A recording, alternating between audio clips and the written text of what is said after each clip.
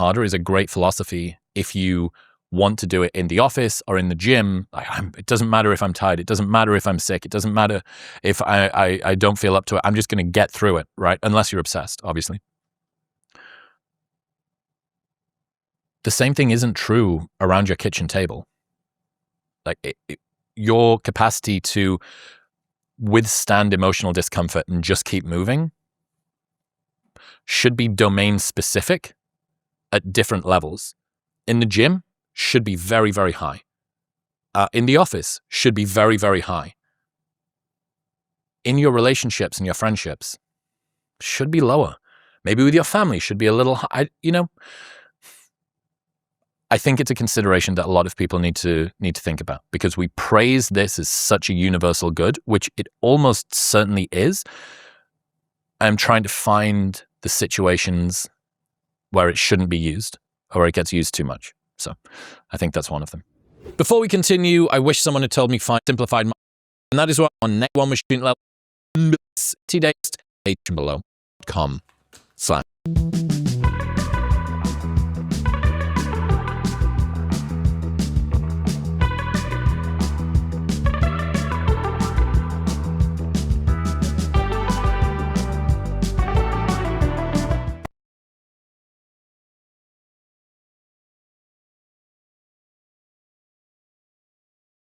They say higher education is outdated, irrelevant, but at Grand Canyon University, we shatter the status quo. GCU's accredited... Modern wisdom. All right, next one. I've been thinking about the dark side of monk mode. So monk mode has grown to huge popularity over the last few years as a self-improvement strategy, especially for men. Maybe on the internet, you have seen these videos about monk mode retreating from the world to focus on the 3 I's of introspection and isolation and improvement. And it's been talked about since 2014 was the first time I read of it on the Illimitable Man blog. He says monk mode is a temporary form of men going their own way by cutting yourself off from the rest of the world for a while so that you can fine-tune your focus and calibrate your direction and confront yourself. You acknowledge your weaknesses and then you formulate a plan of action to deal with them.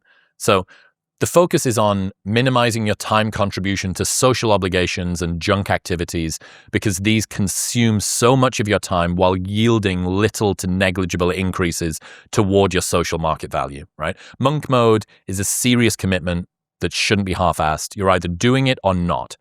And it'll be a struggle in the beginning, but once you've fully engaged it, it becomes a beneficial, productive, and dare I say, even addictive lifestyle. So that's from the original blog post in 2014. And look, for all that I can criticize it, I've gone full monk mode tons of times throughout my life with really great success. All of 2017, all of 2018, mid-2019, basically straight through COVID until 2021 when I moved out to America. I've cut out alcohol for 2,000 days in the last 8 years. I've done 500 days without caffeine, over 2,000 sessions of meditation, 5 years of daily gratitude journals, over 300 sessions of yin yoga, 500 hours of Stu McGill's Big Three to try and rehab my back. This just sounds like the recipe for a very autistic breakfast, I'm aware. But this is all done as well in a bedroom in Newcastle upon Tyne in the UK, sat on my own, usually first thing in the morning. Okay? I've done the monk mode thing, right? Those are my credentials. And almost all of the most important progress that I ever made was facilitated by a concentrated period like this. However, monk mode's reliable effectiveness, especially for men that are prone to a bit of introspection and isolation, creates a huge problem. And the dark side is the final 2 words from that blog post that I read: addictive lifestyle. The problem is monk mode justifies a retreat from your life, a retreat from risk-taking and adventure, and repackages it as self-development.